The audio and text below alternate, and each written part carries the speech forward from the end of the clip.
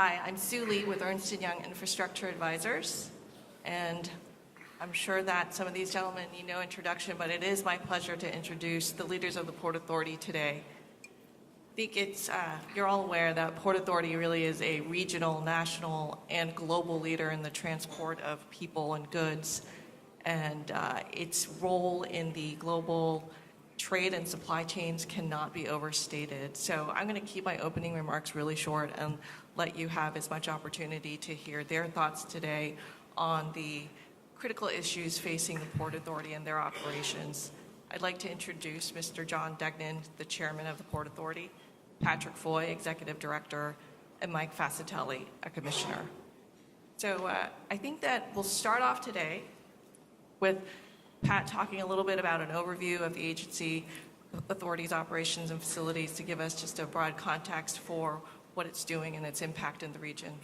So, Sue, thanks. So I'm going to keep this introduction to the Port Authority real short because I think this is a pretty well-informed, sophisticated agency, so it's going to be real short. Port Authority is a 95-year-old bi-state agency. We're self-sustaining, which means we don't get any tax revenue from the state of New York and New Jersey. And I'm going to come back to that in a second. We're the largest port in the United States, over 50% of North Atlantic share, third largest in the United States, about 16% of national share. And in 2015, our tenants, and we're a landlord port, moved over $200 billion of cargo. Prolific job generator, the ports in New York and New Jersey. About 90% of the action, investment, and turnover is in New Jersey. About 190,000 full-time direct jobs, 335,000 indirect jobs. So pretty close to 500,000 direct and indirect jobs. 6 terminals, and I'm actually going to make a small bit of news today with their consent. Most of you probably know that the MAR terminal in New Jersey has been up for sale. We expect that the MAR change of control, is subject to Port Authority approval, will close shortly. I think that's good news. I think many of you in the room have probably been following this closely. The last point I'll make, Sue, before returning it back to you, is that the port business in New York and New Jersey is a challenging one for the Port Authority of New York and New Jersey. We have billions of dollars invested in it. We're investing billions of dollars, for instance, $1.5 billion in raising the roadway of the Bayonne Bridge, a project in the New York Times called an unprecedented feat of civil engineering. The U.S. Army Corps of Engineers just announced the completion of the Harbour deepening, which was a $2 billion investment shared between the Port Authority and our Army Corps and our federal partners. And we don't earn our cost of capital, to say nothing of our hurdle rate, which makes it a challenging industry. And with that, Sue, I'll turn it back to you. Thanks, Pat. So as the region is relying on the Port Authority, and as many of the maritime industry and other infrastructure industry participants are highly reliant on the Port Authority's strength, I'd like to ask John to talk a little bit about some of the challenges that the Port Authority faces today. Thanks, Sue, and thank you all for letting us speak with you a little bit today. I came on the Port Authority in July of 2014. Admittedly troubled time in the agency. Several months after the Bridgegate incident had created a cloud over the operations of the agency, notwithstanding the tremendous talent and effective leadership that Pat and others have afforded this agency over that period of time. But it's every crisis in government or public policy creates an opportunity, and in the spring of 2014, the 2 governors appointed a 4-person special panel to address issues relating to the future of the Port Authority. It's clear that that agency is pivotal not only to the transportation infrastructure of the region, but to its economic vitality. That report was delivered in December of 2014, made sweeping recommendations, but the core recommendation was that the Port Authority return to its core mission of transportation infrastructure and move away from a role it assumed in the early 1960s when the World Trade Center was authorized as a Port Authority project, and the Port Authority also assumed operational control and ownership of the PATH mass transit commuting system. We had moved away from that core transportation infrastructure mission, and both governors endorsed the recommendation along with the entire board of the Port Authority that we move back to it.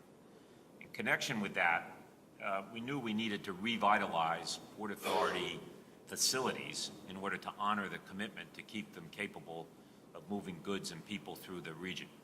That includes the ports as well as the airports and the bridges and tunnels, and we have spent a considerable amount of time, energy, money, and creativity in doing that. We also recommended secondarily that the Port Authority phase out of its real estate ownership and development role to the extent that real estate owned by us does not contribute to the core mission of transportation infrastructure.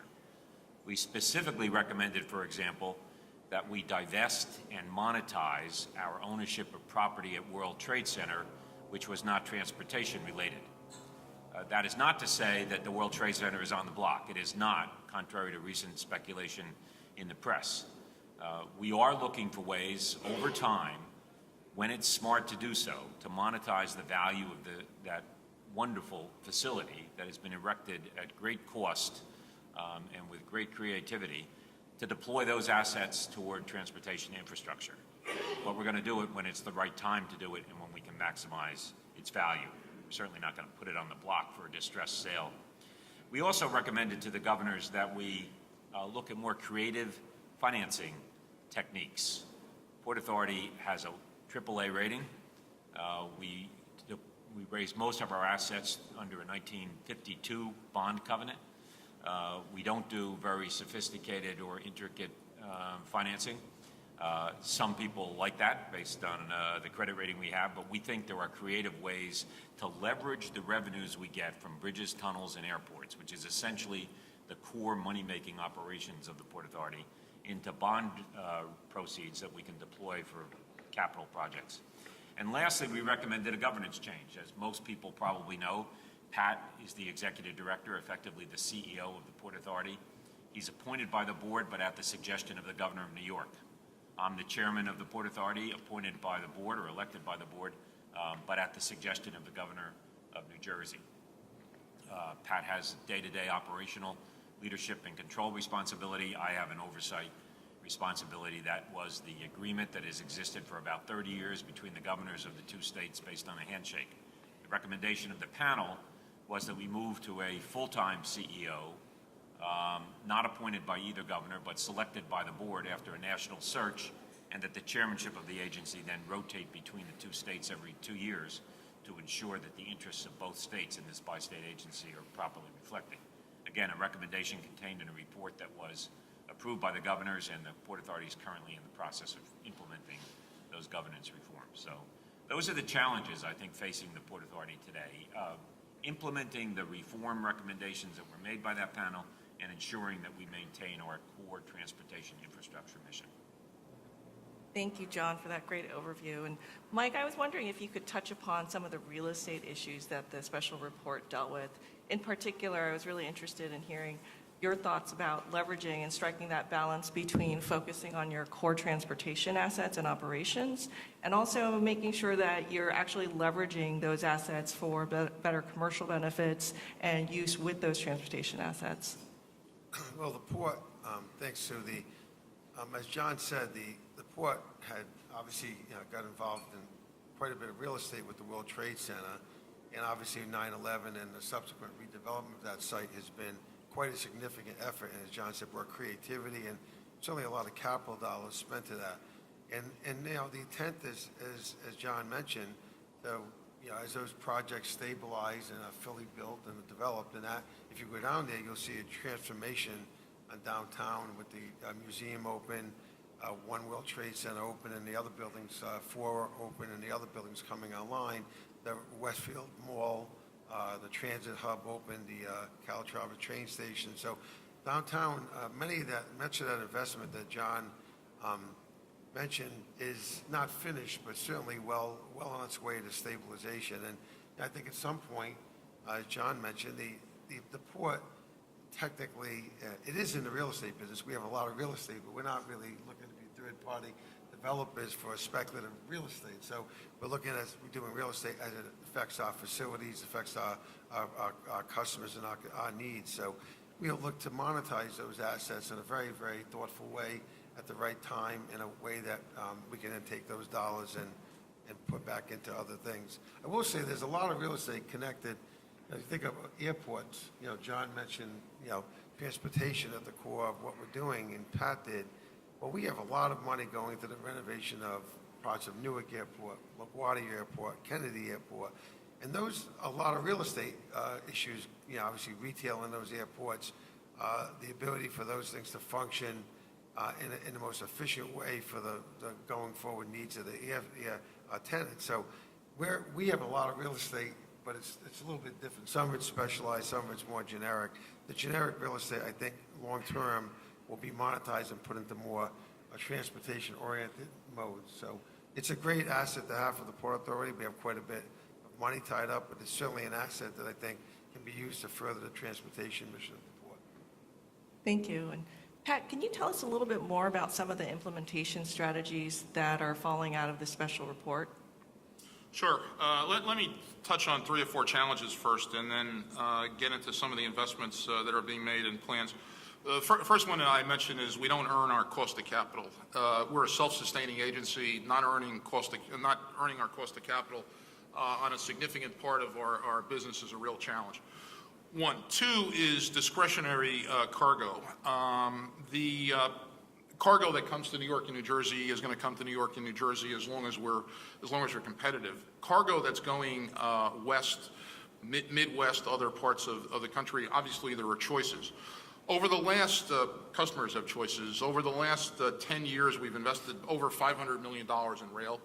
We're in the process of working with Global in Jersey City at Greenville to invest an additional $250, which will take us pretty close to $800 million.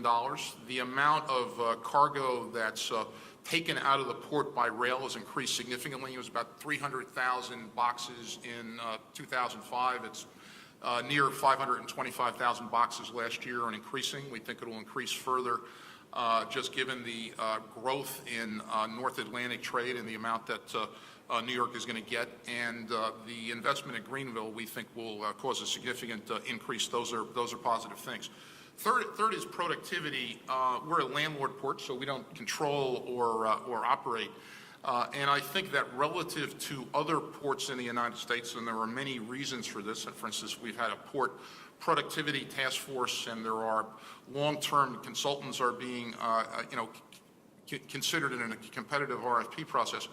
But we are looking to see what we could do to make ourselves more competitive with West Coast ports and others around the world. We don't expect to get to the levels of, some of the later developed super technology ports, but I think we can do better. That would be good all around. Lastly, and I think this is something that the three of us are proud of, I think over the last 2 or 3 years, the Port Authority has established a national leadership position on public-private partnerships.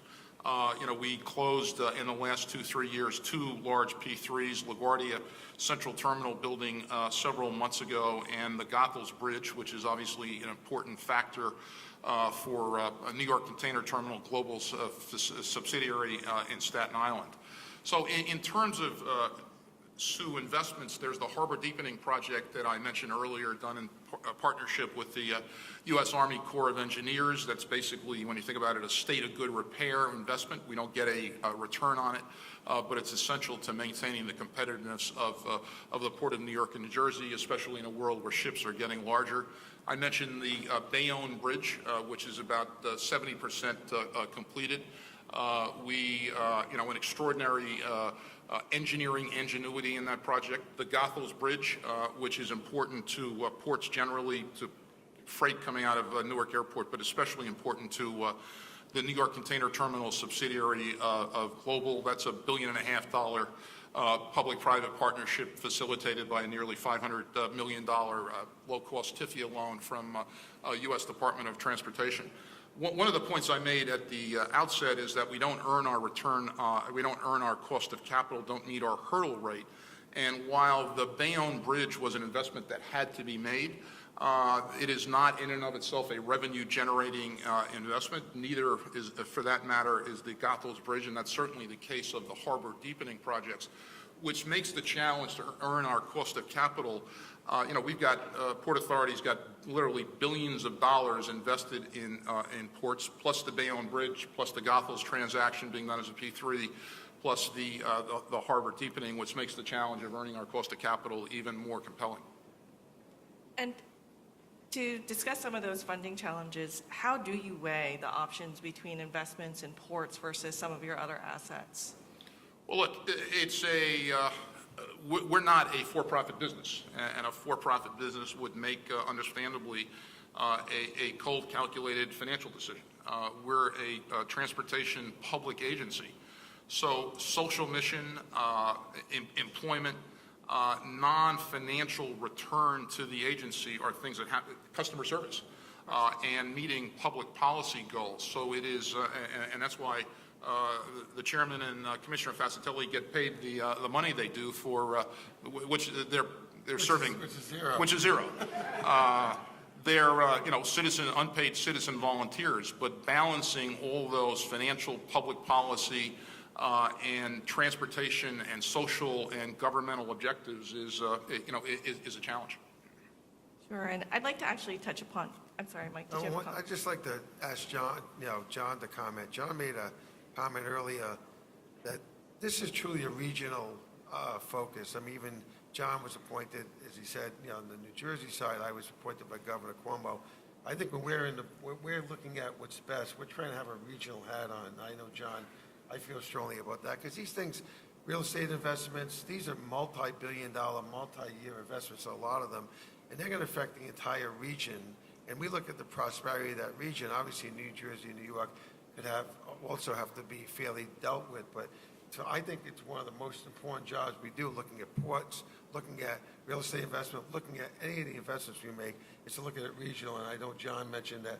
I know that was one, I think, the thing of trying to make it more collaborative, state by state thing, John. I felt that was important to me when I joined the board. Yeah, people forget that the origin, the genesis of the Port Authority in 1921 by Woodrow Wilson was port-driven because freight was being brought into New York City and had to be transferred westward across the Hudson into New York. Well, New Jersey began to think about what the hell do we need to do that for? Let's build freight receiving facilities on the west shore of the Hudson and cut New York City out. That was going to lead to an inevitable war between the two states.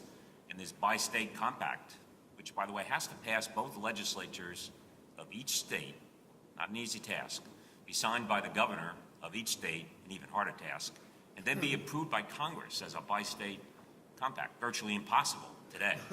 I doubt that you could recreate this agency under the most difficult circumstances. It's ingenious in its orientation. If you're a policy wonk like I am and you're really interested in the history of the Port Authority, a professor named Jim Doig has written a book called Empire and the Hudson, which 900 pages takes us only through about 1958. But there is a sequel. It's an amazing feat of merging public policy with private interests. But the genius of the Port Authority is we have some cash cows, tunnels and bridges revenues, and we make a ton of money on the airport revenues. We're allowed to deploy, and mandated by law, those profits to subsidize operations that can't operate at a profit. For example, PATH operates at a roughly $300 million a year deficit. The bus terminal, which runs about $100 million a year deficit. Funding important projects that are important to the region and to a particular state, like the World Trade Center was. So the genius of this legislative creation is to create a vehicle to deploy revenues through bonding to raise capital for projects that will have an important impact on the region's economy through the transportation infrastructure investments that they're making. And Mike raises a great question, and I think Pat reflects this as well. We try as an agency to reflect regional needs and regional obligations and aspirations. Well, we have two governors, each of whom say to us, make sure we're getting our fair share. And the balancing our regional perspective with the need to ensure that both states who are contributing to the revenues have their important priorities, and those are determined by people who are elected. Mike and I and Pat were not elected to determine these priorities. The governors were. So we've got to heed their their own policy predilections while maintaining that regional balance. This is a job which my friends all say, why are you doing it? I know I'm doing it, Mike, and I think you are too, because it is, in my experience in government and public policy, the most creative vehicle for ensuring the deployment of assets for important regional infrastructure investments, and it's an agency I'm proud to be affiliated with. Thank you very much. I mean, I'm not sure how I can top that with another question. I think that perhaps with our last few minutes, I'd like to open up to the audience for questions, if that's okay. Sure. I have a question up here. My question relates to the impact of freight, both truck freight movement on the congestion at the port and the congestion in New York City, and really the core mission of the Port Authority and its founding goal, which was to expedite and improve rail freight across the Hudson. And I wanted to know,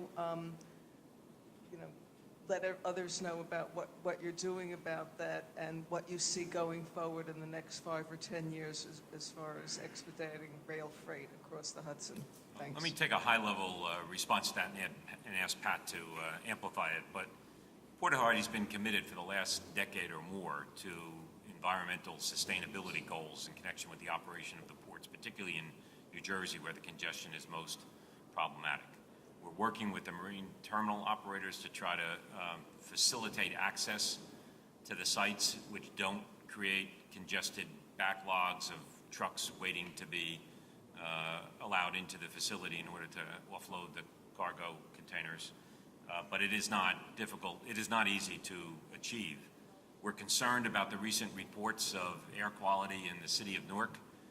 We're trying to work with the city to convince them that more effective enforcement of local traffic laws would dramatically decrease the amount of pollutants in the air caused by trucks. We, on a basis of a recent study, believe that the Port Authority is a relatively small contributor to air pollution by virtue of the port operation, and much dramatically lower than what's caused by the city of Newark's decisions with respect to enforcing traffic rules in the city. It's an important priority for ours, but it's an ongoing challenge. Yeah, so I'd cite 3 things, and counterintuitively, I'd start with the Bayonne Bridge raising the roadway. We were the first agency in the country to file for expedited treatment under President Obama's infrastructure dashboard. We were the first agency to do that. We got it as well, and I'm proud of that.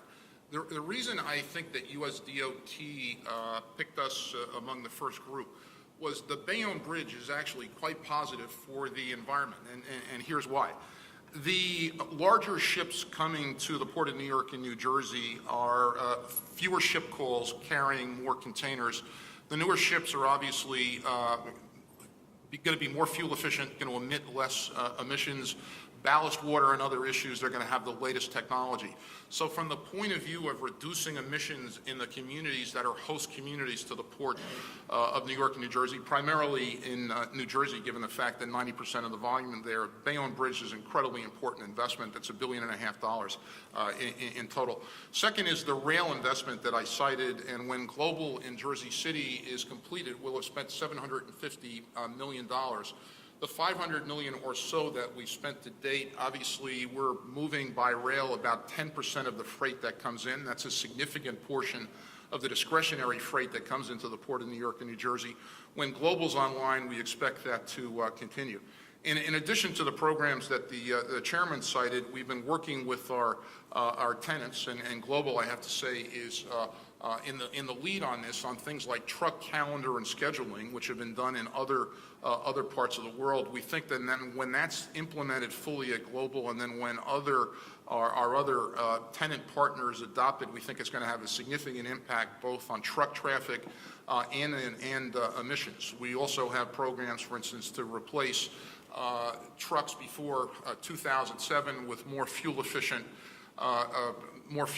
trucks, and we're very focused on, the chairman mentioned quite correctly, that the amount of emissions in the area of our host communities coming from the port, from port trucks is actually quite small, and we're committed to do whatever we can to drive it down further.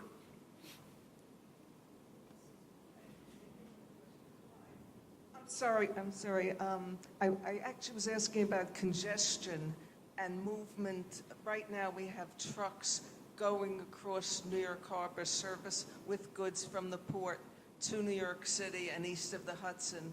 And the Port Authority is working on cross-harbor rail improvements through a study. And I wanted to know, perhaps if you could give a little information about the study and then what you see happening following up in the next 5 or 10 years to actually achieve your core mission as well as the founding principle of improved rail freight. Sure. Well, Thanks. you're quite right. The Port Authority received a Tier 1 EIS ROD about 9 or 10 months ago on the Cross Harbor study.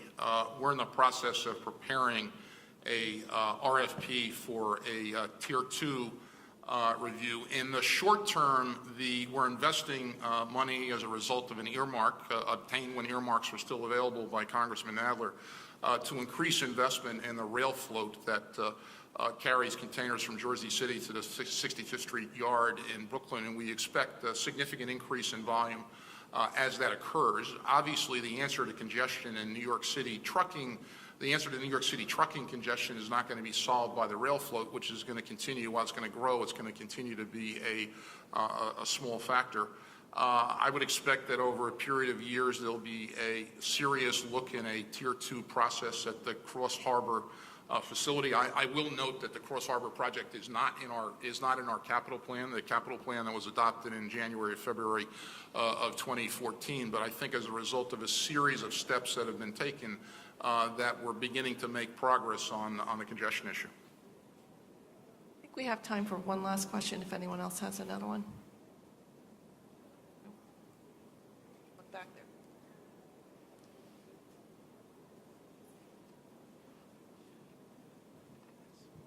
Going on what Roberta had said about the congestion, we know that this is an issue that's very strong here in our port with all the high asthma rates that you certainly have around in this area.